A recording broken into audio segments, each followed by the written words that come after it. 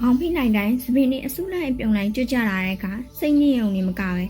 တကယ်ဦးစိတ်ပြအားငယ်ရပါတယ်။ငါစပင်းနေဘာလို့လောက်တောင်ကျွတ်နေရလဲထိပ်ပြောင်ကြီးဖြစ်သွားတော့မှလားဆိုပြီးမှန်ကြီးတိုင်းနဲ့စိုးရင်စိတ်ကြီးတိုးလာရပါတယ်။တကယ်တော့စပင်းကျွတ်တာဟာရုပ်ပိုင်းဆိုင်ရာပြဿနာတစ်ခုတွေမဟုတ်ပဲ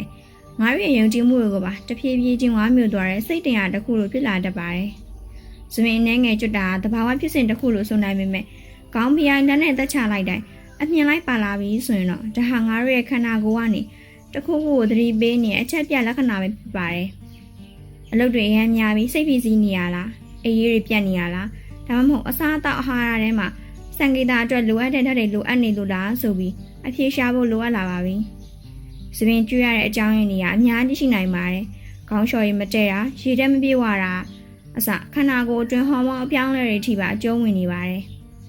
အရေးကြီးဆုံးကတော့စပင်းကျွတ်တာကိုမြင်ပြီးပိုပြီးစိတ်မညစ်ဖို့ပါပဲ။ဘာလို့လဲဆိုတော့စိတ်ပြည့်စည်မှုကစပင်းကိုပိုပြီးကျွတ်စေရဲ့တန်တရားဆိုးကြီးတဲ့ကိုတိုးမိုးလိုက်လို့ဖြစ်သွားတတ်လို့ပါ။ဒါကြောင့်ခုချိန်ကစားပြီးစိုးရင်စိတ်တွေကိုခဏပေးဖယ်ထားလိုက်ပါ။ဒီပြဿနာကိုဘယ်လိုမျိုးအေးအေးဆေးဆေးနဲ့ထိရောက်စွာဖြေရှင်းသွားမလဲဆိုတာကိုအတူတူဆက်ပြီးနားဆင်ကြည့်ကြရအောင်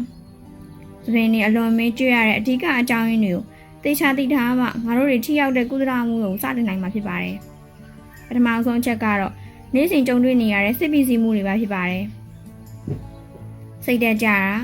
လူကပင်ပန်းနွမ်းနေနေရတာစပင်းရဲ့တဘာဝကြီးထွားမှုစဝါအောင်ရုတ်တရက်တန့်သွားစေပါတယ်။စပင်းတွေကိုအချိန်မတိုင်ခင်အများအများကျွတ်ထက်စေကုန်ပါတယ်။နောက်ထပ်အရေးကြီးတဲ့အချက်ကတော့အာဟာရချို့တဲ့မှုပါ။ခန္ဓာကိုယ်ထဲမှာဗီတာမင် B တန်တန်နဲ့ပရိုတင်းဓာတ်တွေ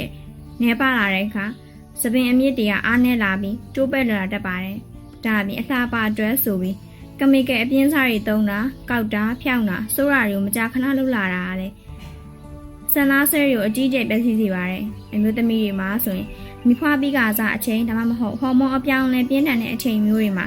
စပင်းတွေအဆုလိုက်အပြုံလိုက်ကျွတ်တက်ပြီးအမျိုးသားတွေမှာတော့မျိုးလိုက်တာနဲ့ဟော်မုန်းဓာတ်ကြောင့်ထိပ်ပြောင်တဲ့ပြဿနာတွေကြောင်းရတတ်ပါတယ်ဒါတွေကိုသိပြီးဆိုရင်တော့လက်လျှော့အရှုံးမပေးလိုက်ပါနဲ့အောင်ဒီလိုစပင်းကျွတ်တာကိုရပ်တန့်စေဖို့စားတောက်နေထိုင်ပုံစံကိုဘယ်လိုပြောင်းလဲရမလဲဘယ်လိုသဘောဝနီးလန်းနေနဲ့ထိန်းသိမ်းရမလဲဆိုတာကိုတော့နောက်ဆုံးပိုင်းမှာဆက်ပြီးမျှဝေပေးတာပါမယ်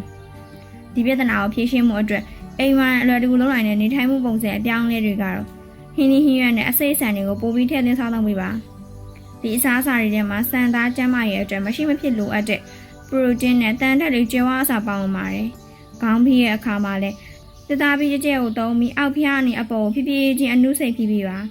စပင်းအဆိုကြီးနဲ့ခေါင်းဖိရတင်းချက်လုံးနဲ့စပင်းစီးပုံစံတွေလောက်တာကိုလုံးဝရှောင်ကျဉ်ရပါမယ်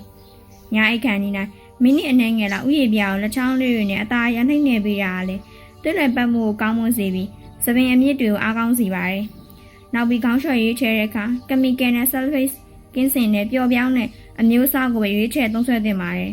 အရေးကြီးဆုံးကတော့တညကိုအနည်းဆုံး9နာရီကနေ10နာရီအထိအေးဝါအိပ်ဆက်ဖို့နဲ့ရေမြများတောက်ဖို့ပဲဖြစ်ပါတယ်ဒီနီလန်းလေးတွေကိုပုံမှန်ဆွဲရှိရှိနဲ့လှုပ်ဆောင်သွားမယ်ဆိုရင်ခေါင်းဖိအိုင်းစိတ်ညစ်ရတဲ့ပြဿနာကနေကင်းဝေးပြီးတန်ဆွမ်းတဲ့မောင်နဲ့ဆန်ကေတာကိုပြန်လည်ပိုင်ဆိုင်နိုင်မှာဖြစ်ပါတယ်